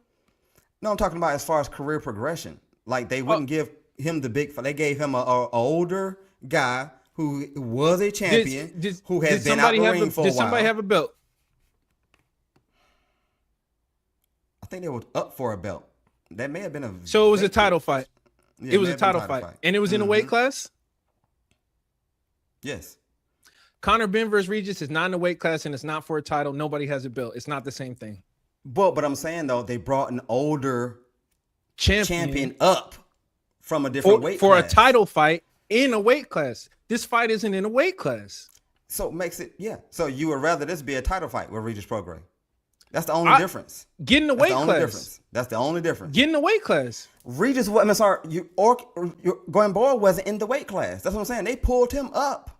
No, but they were fighting in a weight class. 150. Oh, you talking about in a weight? Okay, I got you. You talking about like okay, I see. You talking about 150 is not a weight class. Not a made up weight class. You're calling out guys at 147. You pull up a 140 guy to fight at 150. This is some BS. I'm telling you, there's nothing to stand on with that. Fight at 154. Fight somebody at you see what I'm saying? That's bullying. In a weight class. In an actual weight class. Y'all are pro fighters. This ain't guys on the street. 140 versus 150 on the street. Okay, cool. Y'all are pro fighters. And then you're talking about fighting the A level. I didn't say fight the A level. Y'all said it. Ring Magazine said it. DAZN said it. Conor Benn said it. I'm just going off what they say. Then you make up a weight class. You make up your own rules. This is hard to follow. That's what I'm saying. I can't get hype about that. Like, oh, they just doing shit. Nah.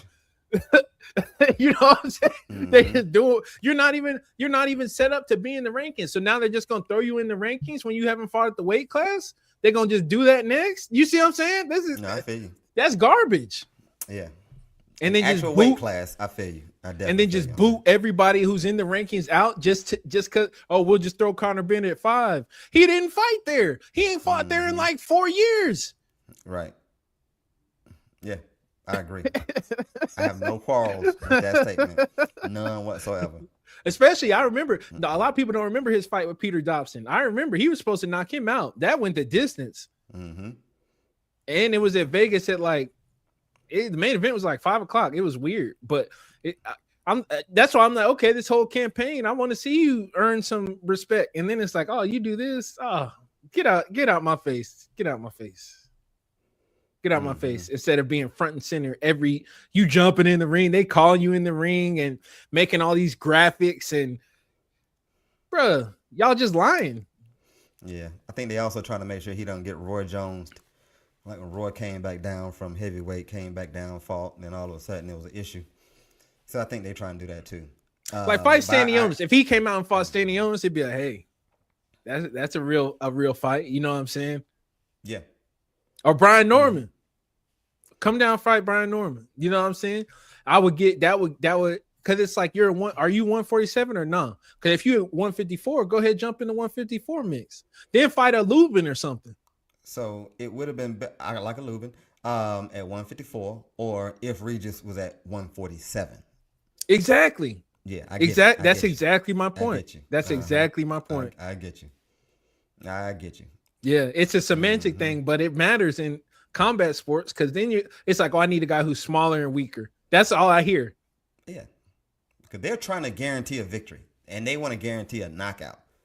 They want a sensational knockout victory with their shiny new toy. So when they go to the negotiation table against Ryan or against any of them, against Shakur, against any of them, they got more negotiation on them. It ain't. You're not making a very strong case post PED scandal. Hey, I hear you. Not making a very strong case for. I hear you. They hoping everybody forgot about that. Yeah, you know what I'm saying? Forget about that.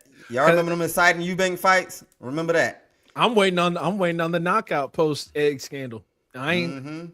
You know, Shakur had black hair back then on the steroids. He got blonde hair now.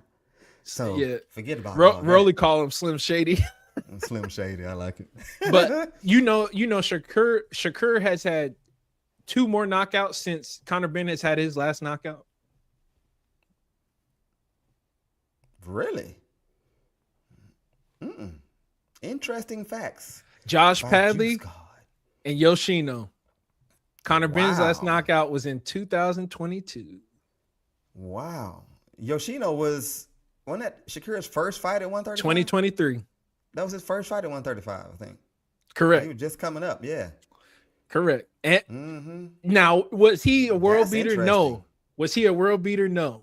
Were either of the guys world beaters at that time? Because Josh Padley was late replacement. No. Oh, yeah. But the facts are the facts. And Shakur was fighting in a weight class. You see what I'm saying? Like, I'm just going off of just literal semantics. Last knockout for Conor Benn was in 2022.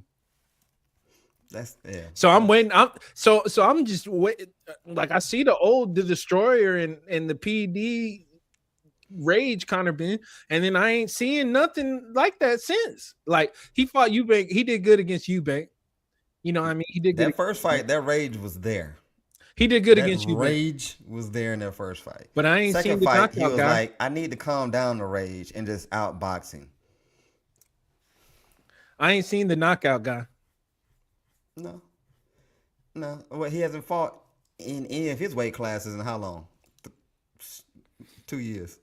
Three. Peter Dobson was the last one. Yeah, and that was what year? It may have been 24. Because Eubanks was both. It took him a while to get that going. They fought last year. Did they fight twice last year? Probably. Yeah, it meant 26. Yeah, 25. Yeah. No. They were both in November. I can't remember without looking it up. Yeah, I can't either. Yeah. But hey, I see your point. I see what they're doing. I see it. I feel like I got my third eye on, and I see what's going on. Yeah, I see exactly what's going on with y'all out here in this boxing world. I see y'all. Yeah, they trying to move him. So yeah, I get it. I'm just like, get him out my face all the time. Like, he is a super elite guy. Then, because if you're gonna take the chance, then cool. But if you're not gonna take the chance, then let me know when you're ready. You know what I mean? Don't be pumping him up like he the A-list superstar. He trying to take on the juggernauts. You know what I mean? Got to keep pumping him up, man. That's what a promoter's job is. Pump up the fighter. You got to do that. That's what the promoter's job is. I know we have to end the show. Yeah. But I just want my fear, what I really am trying to avoid, where my main motivation with all this is that we have all this talent and then they just never fight each other.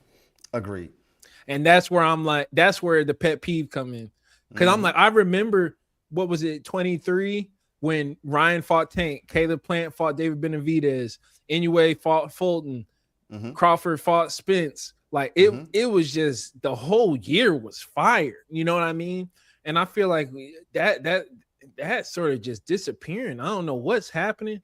I don't know if it's the new matchmaking, Top Rank, falling on TV, Riyadh season. I don't know. Matchups, because it took a long time for Crawford and Spence to fight.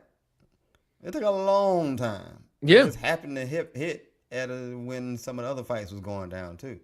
But that took forever. Do you think like that year was better than this year? Like, I mean, we just got Shakur T.O. We had Keyshawn Ortiz, Ryan just fought, got his championship belt. I mean, we got some fights. I don't think Ryan count as like one of those epic fights. Like, we were excited to see Ryan. Nobody was excited to see Barrios. For real. Well, we had nobody Devin was like, oh, Brian, nobody was like, oh, Barrios. We had Devin fight Brian Norman Jr. Last year. Damn. It's March. And I'm talking about stuff getting announced. Cause I'm looking at the calendar. It's like, okay, Fury Makhmudov. We got a guy coming off retirement and he's fighting. Okay, we've seen Makhmudov get beat before. So it's not like, I mean, I think Fury will outbox him. You know what I'm saying? I like Zerto versus David Benavidez. David Benavidez is always trying to be in a tough fight. Definitely like that fight. I like Inoue Nakatani. I'm just looking for those I feel like there's some magical matchups that aren't getting made. Yeah, because Hitchens just ran from Duarte. That was crazy.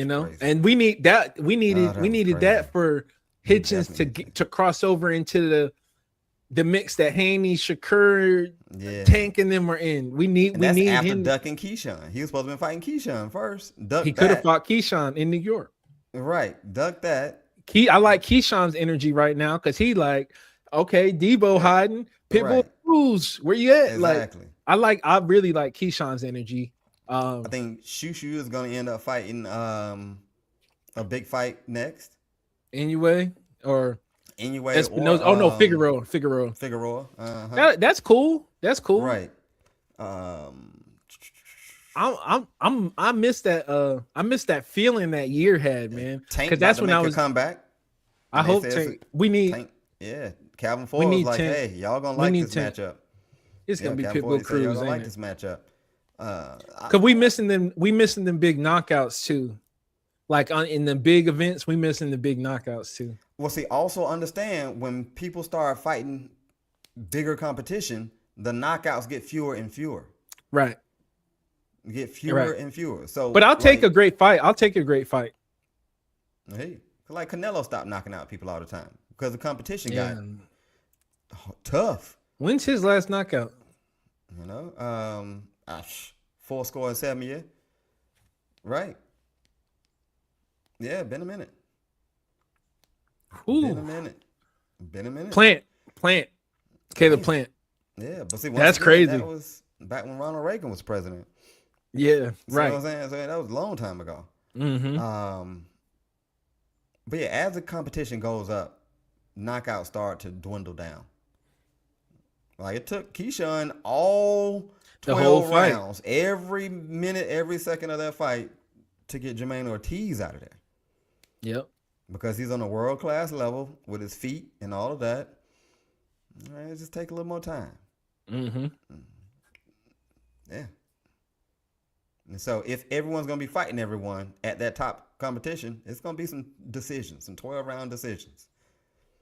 It's going to be that. It's all this. I mean, look, Abdullah Mason, Sam Noakes decision, Ray Murataya, Andy Cruz decision, Devin Haney, Brian Norman decision, Shakur versus T.O. decision, Shakur versus Zepeda decision, Gary Russell, Andy Hirooka decision.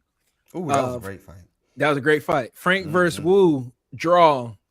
Pitbull versus Roach, draw. You know, so yeah, I don't know. Fight the best. I'm like, I got faith that Tank will be getting some knockouts if he's in some of these 50-50s, but we got to see it. You got to see it. You got to see what he got left. Tank been out for a minute. You gotta see what he got left. That rust off. Right. Exactly. He's been out a year. Yeah, so he's been out the ring a year. So it's time. And he's not going, and he don't got no fight schedule. So is he going to be back this year? Hey, it's definitely time for Tank to get back on it. Calvin Ford seemed excited. When I saw that Calvin Ford video, he seemed excited, like Tank is back, and y'all gonna like who we fighting too. Right. I can't tell you though, but y'all gonna like it. So, I mean, I'm excited. We'll see. Game been missing Tank for sure. Yeah, and now everyone wants to fight Shakur. Everyone wants or Ryan, right? Keyshawn wants to fight everybody.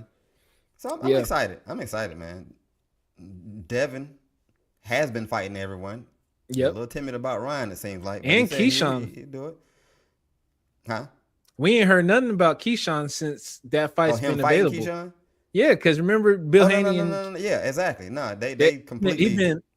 They completely was like, oh no, we ain't gotta do Keyshawn. Forget Keyshawn. We got enough clicks off of that. Let's leave it alone now. Right. But then he not gung ho about Ryan. Like, I don't know, man. When Tank active, I feel like everybody a little more finding their dance partner, and then we don't got to focus on the friendship, brotherships as much. And Tank, come back, please. Because Tank is the big money draw. Yeah, Tank and Ryan are the big money bags. Mm-hmm. So it's like, yeah, they'll make everybody fight. Yeah, Shakur not, or get into position to fight them. Exactly. Yeah. Yep. Ain't no friends with them. Nah, let's fight. Let's fight. Yeah. So I'm excited about it, man. I'm excited. Yeah. I know some disgruntled things going on. I know some things you don't like going on, true, but I'm excited about the whole soap opera of boxing, to be honest with you. Yeah, I'm still watching. I'm definitely watching, but I just want the sport to be like how football is, how basketball is, how soccer is, where it's like, oh, let's all get together and watch the fight. You know, right now it's like, you go to a sports bar, they don't even got it on. They don't even know what fight is happening. You know, like the Navarette card. We if I went out last night, they wouldn't be playing that at no Twin Peaks or something. I don't think. At least I'm guessing. You probably would have had to go to a Mexican bar, and maybe they would have had it on. Maybe not.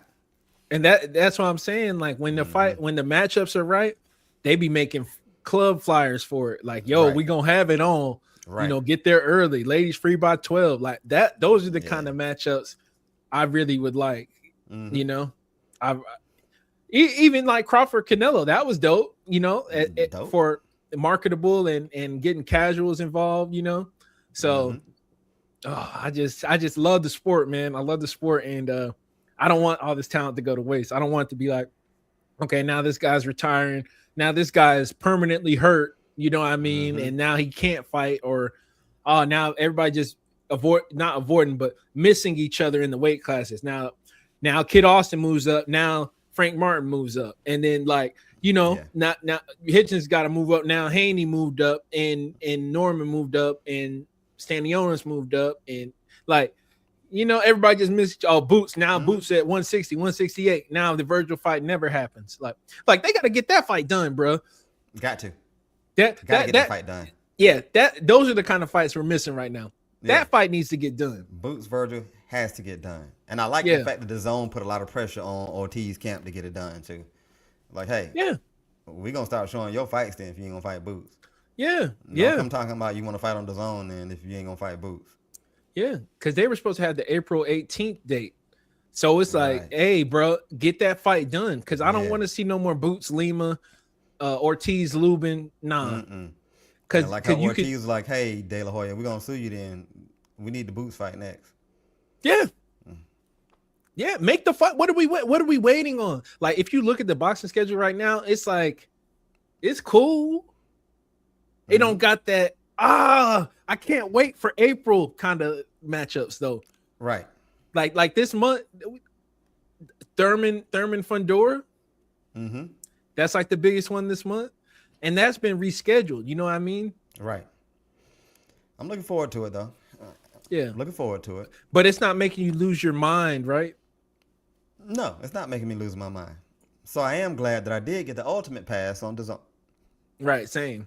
Oh, it's nice having the ultimate pass. Like dude, simplify it for me. Whatever the fee is, charge me. I want to turn my TV on and watch boxing. Like I watched the Navarette fight this morning because I fell asleep last night. Let me just turn this on and watch it like I do other sports. I don't want to have to. I don't know what Carmel was fighting on last night. I don't know what network that was. I asked people on Twitter. Nobody answered. Like, well, you've got these guys fighting in clubhouses and tree houses and secret hideouts. Zeus Network. He's fighting Zeus Network, bro. Come on, man. Let's get this mainstream. Let's get this mainstream going, man. Yeah, man. Get this bag. Yeah. But overall, I am excited for this year.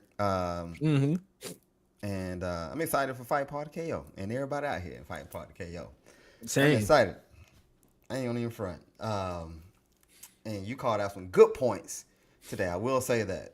Yeah, and likewise, you know how we do. We have our discussions. You know what I mean? Right. Yeah, exactly. We have to talk it out. We got to talk it through. Yeah. Shit.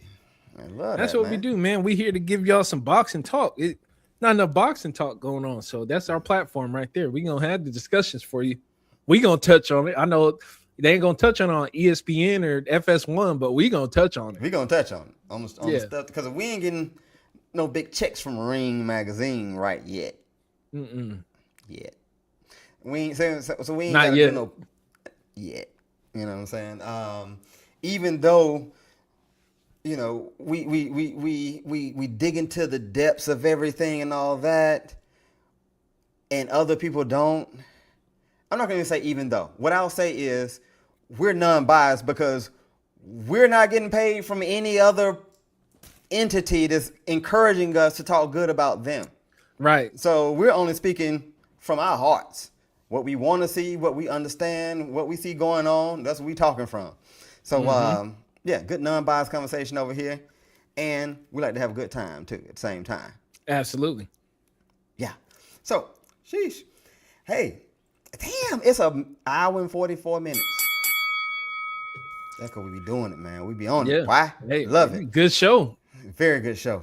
Cool. Well, hey, I'm your man, ALLMIT. We got Juice God over here as well. We also got the whole fight party over here in the chat. We appreciate y'all. We love y'all. Thank y'all for the likes, the comments, the super chats, all that. All right? Share it out to some people. Keep this party growing, get it bigger and bigger. But for right now, we are signing out. Big dogs eat on the porch. Yes, sir.